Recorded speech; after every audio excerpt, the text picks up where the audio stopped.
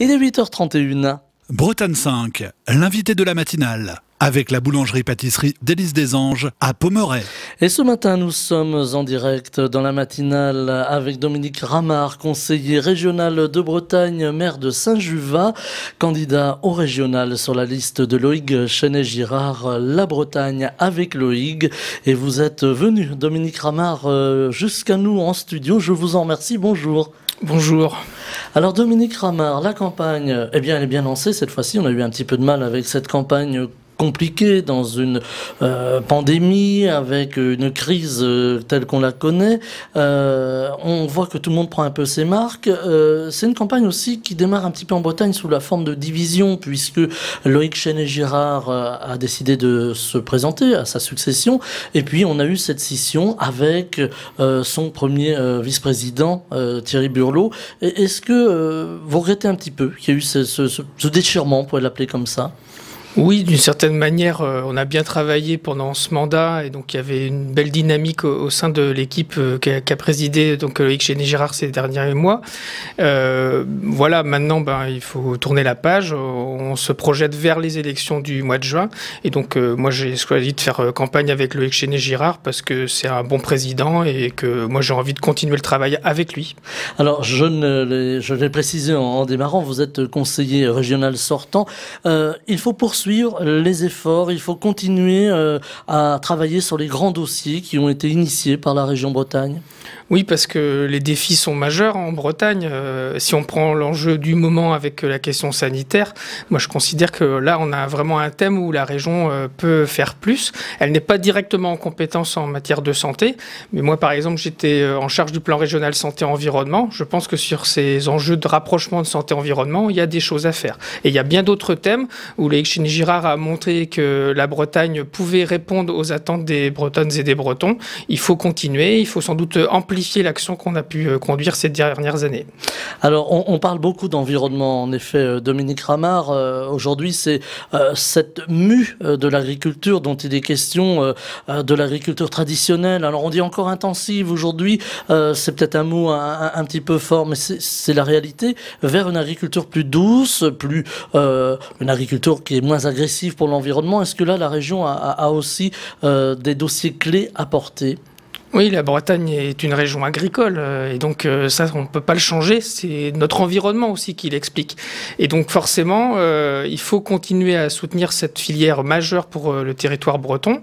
Le Conseil régional a eu l'occasion, là, donc, à travers d'un certain nombre de dispositifs de soutien, de faire évoluer l'agriculture durant ce mandat. Mais on le voit tous les jours, en matière alimentaire, en matière également de paysage, l'agriculture a encore beaucoup à faire et donc on travaille aux côtés des agriculteurs pour les aider à intégrer encore plus fortement les enjeux écologiques mais aussi les enjeux sanitaires et d'une certaine manière on a la chance nous d'avoir gardé une région à taille humaine qui permet donc d'être aux côtés des agriculteurs, aux côtés des filières agroalimentaires pour aider la Bretagne à être une région qui nourrit les Bretonnes et les Bretons, qui nourrit une partie de la population française voire au-delà de nos frontières.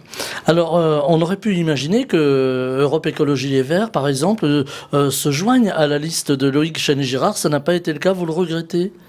Alors, il y a eu des tentatives de rapprochement, de discussion, mais aujourd'hui, voilà, les discussions n'ont pas abouti. On part donc pour ces élections régionales avec un beau projet en ce qui concerne la liste sur laquelle je me trouve, la Bretagne avec Loïg.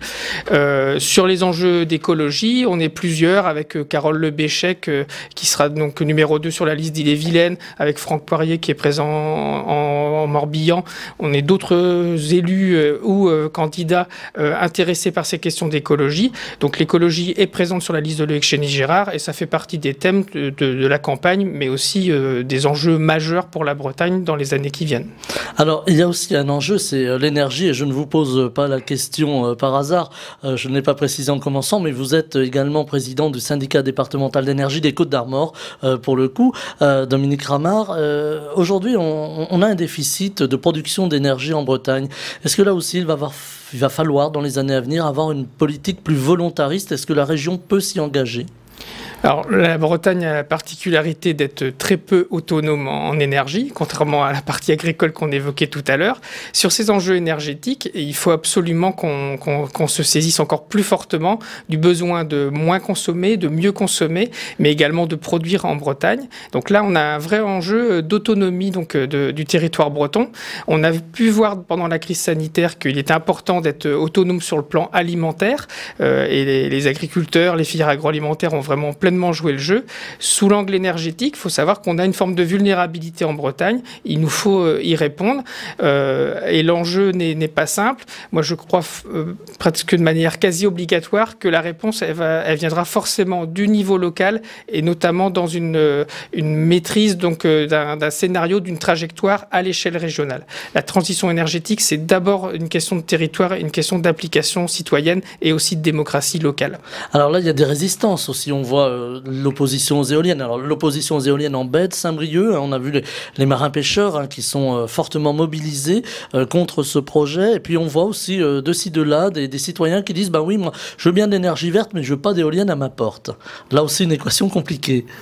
Oui, mais ce que je peux comprendre comme réaction, c'est pour ça qu'il faut du débat au niveau local, il faut de la transparence, il faut qu'on se dise aussi que notre situation, elle n'est pas durable. Je vous parlais d'autonomie énergétique. Aujourd'hui, si la Bretagne ne produit pas plus d'énergie, elle est vulnérable. Le changement climatique, ce n'est pas une vue de l'esprit non plus. On a eu un hiver où moi, dans ma commune, on était sous les inondations. Là, il y a quelques jours, on était en situation de sécheresse. Heureusement, la pluie est arrivée pour que l'air puisse pousser notamment, et puis on ne sait pas l'été que l'on va avoir. Donc par rapport à ce changement de climat, si à un moment on ne donne pas une trajectoire énergétique qui soit moins émettrice de gaz à effet de serre, on va dans le mur. Donc il faut qu'il y ait un scénario européen, national, mais aussi breton pour répondre à ces enjeux de changement climatique, et ça passera par une production d'énergie renouvelable en Bretagne. Alors il ne s'agit pas non plus d'aller mettre des éoliennes partout, des méthaniseurs partout.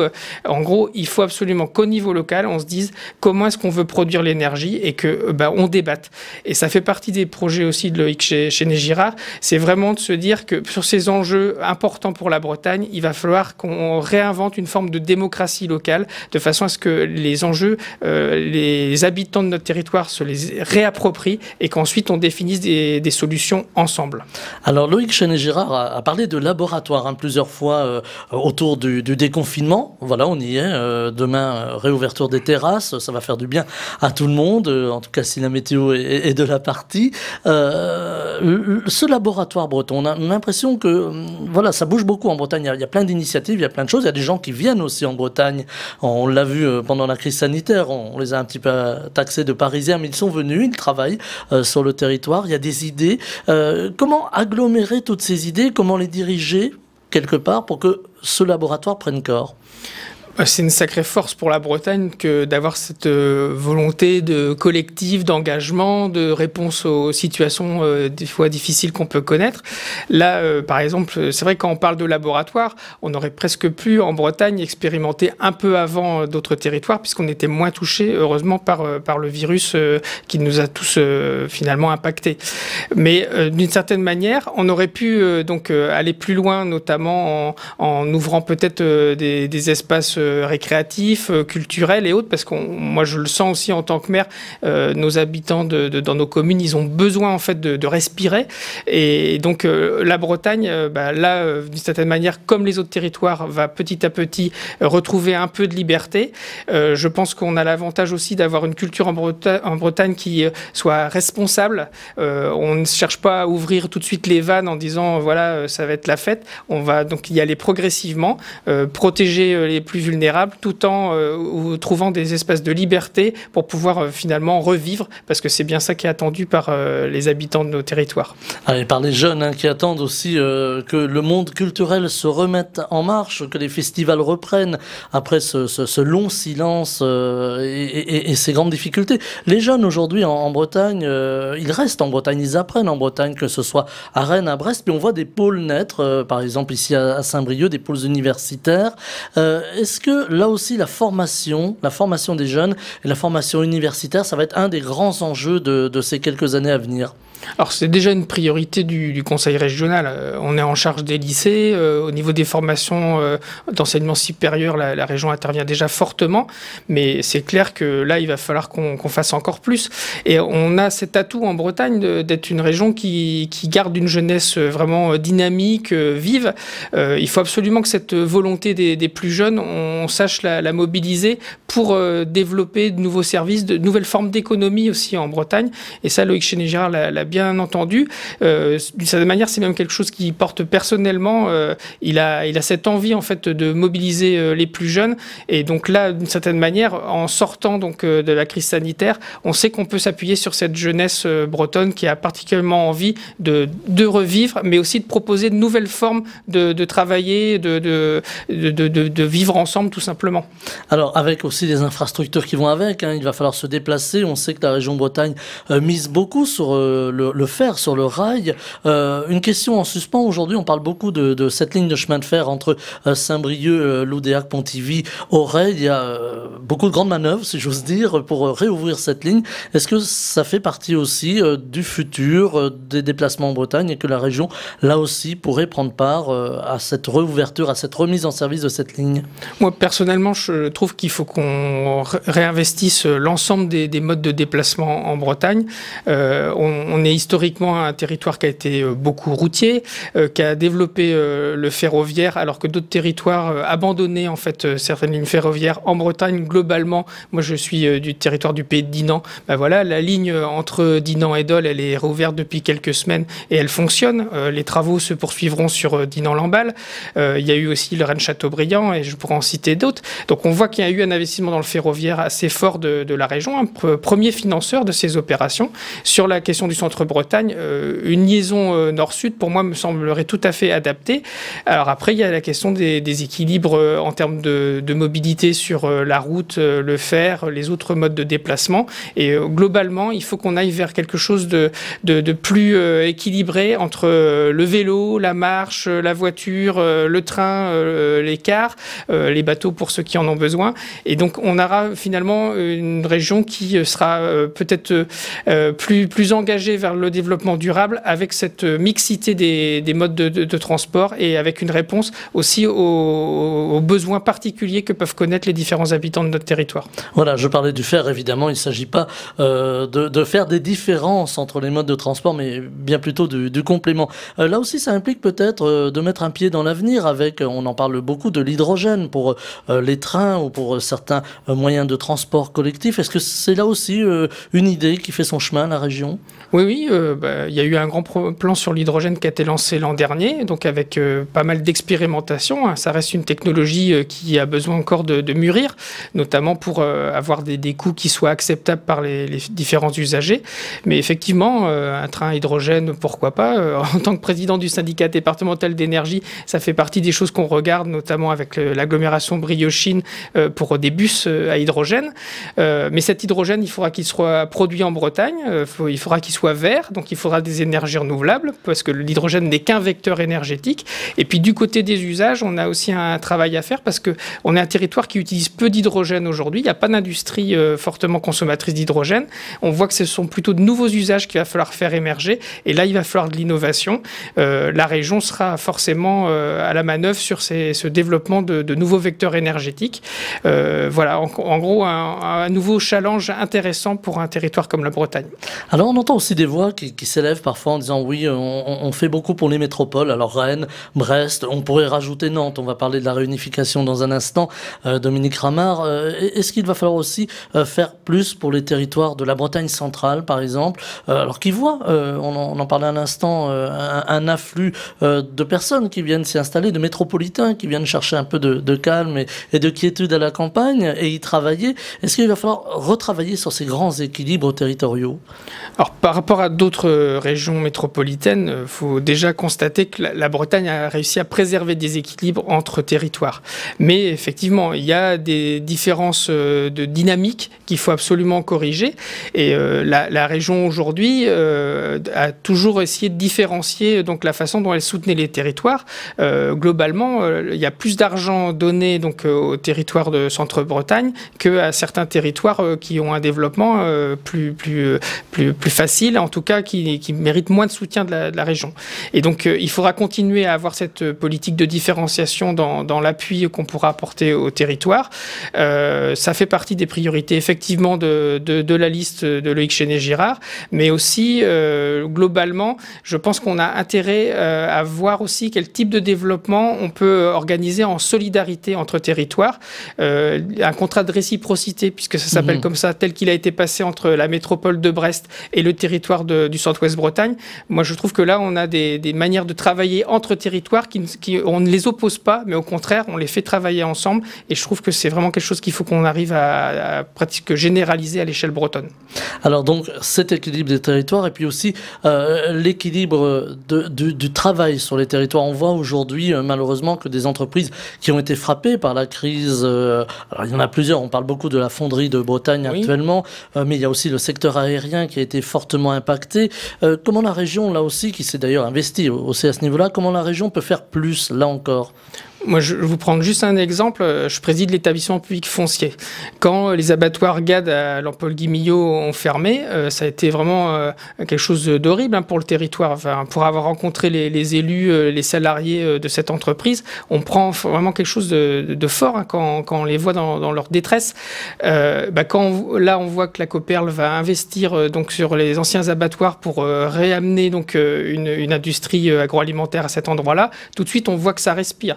N'empêche que sans l'action de la région, sans l'action de l'établissement public foncier, on n'aurait pas pu trouver cette solution.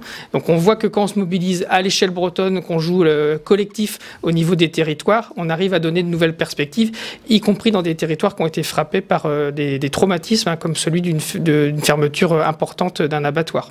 Alors on parle de l'industrie agroalimentaire, pardon. Elle est souvent pointée du doigt, cette industrie agroalimentaire. Est-ce que la région accompagne aussi ces grands industriels pour une mutation un peu plus verte? Oui, en plus, je vais vous le dire, comme je l'ai vécu durant le mandat qui s'achève, c'est que là, on a vraiment basculé vers une responsabilité plus importante au niveau donc, des industries, même des acteurs économiques bretons. C'est-à-dire que les enjeux environnementaux ne sont plus vus comme une contrainte. Il y a une prise de conscience. Ah oui, pour moi, c'est évident. Là, on sent que finalement, la prise en compte des questions environnementales fait partie, alors, non plus des contraintes, mais des choses qui finalement sont intégrées dans l'activité même des entreprises. Et dans le domaine agroalimentaire, par exemple, si on prend la question des émissions de gaz à effet de serre, aujourd'hui, on voit qu'on a souvent des entreprises qui sont vraiment très avancées sur la façon dont on va pouvoir limiter donc, cet impact climatique de l'activité agroalimentaire. Et donc, je pense que la Bretagne peut être pionnière aussi en la matière. Enfin, en tout cas, ce mandat qui va démarrer là, donc, à partir des élections du mois de juin, à mon avis, sera vraiment le mandat de la concrétisation de l'intégration des enjeux écologiques dans l'activité économique bretonne. Et on n'opposera plus écologie-économie. Ça sera vraiment quelque chose qui sera global et pris de manière très, très responsable. Là, il faut aussi mettre tous les acteurs autour d'une table pour les faire discuter, les faire se connaître, les faire se comprendre parfois. Oui, et puis c'est là la force d'entraînement en fait, d'un conseil régional, et notamment quand il est présidé par Loïc Chenet-Girard. Moi, je trouve que ça fait partie aussi de ce qui distingue de la candidature de Loïc Chenet-Girard d'autres candidats, c'est que c'est quelqu'un qui sait rassembler. Aujourd'hui, sur ces enjeux d'écologie et d'économie, il a complètement, lui, intégré ces questions-là. Et de voir, par exemple, Loïc Hénaf sur la liste conduite par Loïc Chenet-Girard, on montre bien qu'on a là quelqu'un qui a intégré la question de l'identité bretonne comme étant une qualité à mettre en avant sur les marchés, en termes de valorisation de ces produits. Mais on a aussi maintenant des enjeux au niveau environnemental et écologique qui sont complètement intégrés par une entreprise comme Hénaf. Donc on voit qu'aujourd'hui, écologie et économie, dans la pratique, sont bien réunis. Et la force d'entraînement d'une liste comme celle de Loïc Chenet-Girard, c'est d'avoir rassemblé des gens qui n'étaient pas forcément d'accord sur tout, mais qui, d'une certaine manière, là, sont prêts à construire une trajectoire ambitieuse, responsable, notamment sur le plan environnemental, sur le plan des emplois. Et donc, on a là vraiment une chance, à mon avis, d'avoir un président qui est déjà aux affaires, qui a pris ses responsabilités et qui, en plus, a envie de poursuivre et d'amplifier l'action du Conseil régional. Alors, Loïc Hénaf et le pâté Hénaf, bien entendu, que serait la Bretagne sans le pâté Hénaf? Il faut bien le dire. Je ne vous le fais pas dire. Plus sérieusement, politiquement, cette liste conduite par Loïc Chenet-Girard se situe à gauche. le Parti socialiste, il le revendique haut et fort, Loïc Chenet-Girard. Aujourd'hui, est-ce que ça peut faire peur un petit peu une liste de gauche? Parce que la gauche a du mal, elle est encore à la peine, on le voit dans les élections départementales aussi. Est-ce qu'il y a besoin de gauche, en gros, aujourd'hui? Moi, je trouve déjà c'est bien d'avoir quelqu'un qui affirme ses convictions, parce que y a des personnes, on ne sait pas ce qu'elles pensent, et moi, ça me dérange plus de ne pas savoir à qui j'ai affaire. Là, au moins, on sait ce que pense Loïc Chenet-Girard. Et puis, en ce moment, moi, je le vois, les gens, ils ont besoin de mieux vivre ensemble. Ils ont besoin aussi qu'on les aide à vivre donc dans leur quotidien en sortant de la précarité. Ils ont besoin également donc qu'on leur donne des perspectives en termes de développement pour la jeunesse, en termes aussi d'emploi. Donc tout ça, c'est des choses qui, à mon avis, font partie du projet de Loïc Chenet-Girard. Et puis, la liste qu'il conduit, elle est tellement diversifiée. En fait, moi, je trouve que ce qui nous rassemble le plus, c'est de dire on a une dynamique collective, on croit à la Bretagne, on ne nie pas les enjeux auxquels on va devoir répondre. Et donc, d'une certaine manière, Loïc Chenet-Girard, par sa jeunesse, par aussi cette capacité d'entraînement, moi, je trouve que, bien sûr, il a ses convictions, mais au-delà de ça, il a une méthode, il a une capacité à entraîner qui le distingue d'un certain nombre d'autres candidats. Alors aujourd'hui, on voit en Bretagne la montée du Rassemblement national de plus en plus, alors que jusqu'alors, la Bretagne n'avait pas été forcément une terre d'élection du parti de Madame Le Pen. Est-ce que c'est quelque chose qui vous interpelle ? Alors forcément, moi malheureusement je le vois aussi dans mon quotidien de maire, c'est que quand des gens vivent des difficultés fortes dans leur quotidien, ils peuvent très vite virer au désespoir et forcément il peut y avoir certains candidats aux élections qui vont vouloir profiter de ce désespoir. Et moi, c'est mon action politique au quotidien et on la partage avec Loïc Chenet-Girard, c'est de se dire que quand quelqu'un va mal, il faut absolument lui donner des perspectives, il faut lui redonner de l'espoir. Et donc, c'est clair que c'est compliqué parce que c'est plus facile de dire à quelqu'un « tu vas mal, je te comprends » et puis de ne pas lui proposer de solution. Nous, notre volonté par rapport à la situation que certaines personnes peuvent rencontrer, c'est de dire ça peut aller mieux et la région, nous élus, nous candidats, on peut en fait donner des perspectives nouvelles. Donc, plutôt que de tomber dans le désespoir et de croire aux sirènes du Rassemblement national, croyez plutôt à une volonté collective d'agir ensemble et de trouver vraiment des perspectives pour les plus jeunes et les moins jeunes pour finalement se dire qu'ensemble, on sera plus fort en Bretagne parce qu'on va réussir à espérer ensemble. Alors la Bretagne, c'est un territoire. Il nous reste une petite minute. Je regarde mon réalisateur. C'est un territoire aujourd'hui un petit peu amputé, en tout cas on le ressent comme ça, de sa partie nantaise. Alors, on va pas refaire le débat ce matin sur l'antenne de Bretagne 5. Il ne reste plus qu'une minute, vous avez dit. Voilà, donc il y aurait beaucoup à dire. Mais est-ce que y a un vœu de la part de la liste de Loïc Chenet-Girard de voir revenir Nantes en Bretagne ? Alors pour la réunification, pour moi c'est clair, hein, les habitants de Loire-Atlantique, s'ils le désirent, doivent retrouver la Bretagne administrative à 5 départements. Et donc pour notre liste, aujourd'hui absolument il y a la possibilité donc d'organiser un référendum qui pourrait après déboucher sur une loi permettant donc le retour de la Loire-Atlantique en Bretagne. Si c'est la volonté des habitants de ce territoire, il faut que ça soit le cas. En tout cas, moi personnellement, je suis un militant de la réunification. J'ai envie de cette Bretagne à 5. J'ai envie aussi de plus d'actions collectives entre Nantes, Brest et Saint-Malo sur les enjeux maritimes. J'ai envie de plus d'échanges culturels, notamment de développement des langues de Bretagne entre la Loire-Atlantique et les autres départements bretons. Donc c'est clair qu'on sera plus fort à 5 pour répondre aux enjeux, notamment en matière culturelle, mais aussi économique, avec la Loire-Atlantique en Bretagne. Voilà, une Bretagne plus forte à 5, mais peut-être que les autres départements des Pays de la Loire vont peut-être pas le voir de cet œil-là.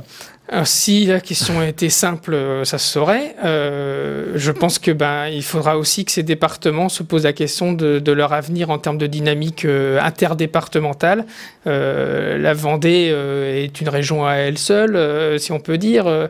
Les départements du Maine-et-Loire ou de la Sarthe, eux, sont tournés clairement aujourd'hui vers d'autres départements qui ont la Loire à passer chez eux, voire un peu vers la région parisienne. Donc il y a des dynamiques interrégionales qui pourront répondre aussi à leurs besoins. Mais en tout cas, pour moi, la Loire-Atlantique est en Bretagne. Eh bien, c'est sur ce mot que l'on va se quitter, Dominique Ramard. Je rappelle que vous êtes conseiller régional de Bretagne sortant, donc maire de Saint-Juvat où il y a de très beaux iris. J'ai vu les photos tout à l'heure. Et vous êtes également candidat aux élections régionales sur la liste de Loïc Chenet-Girard, la Bretagne avec Loïc. Et vous étiez en direct avec nous ce matin dans le studio de la matinale. Je vous en remercie. Merci à vous. Au revoir. Bretagne 5 matin, Stéphane Hamon.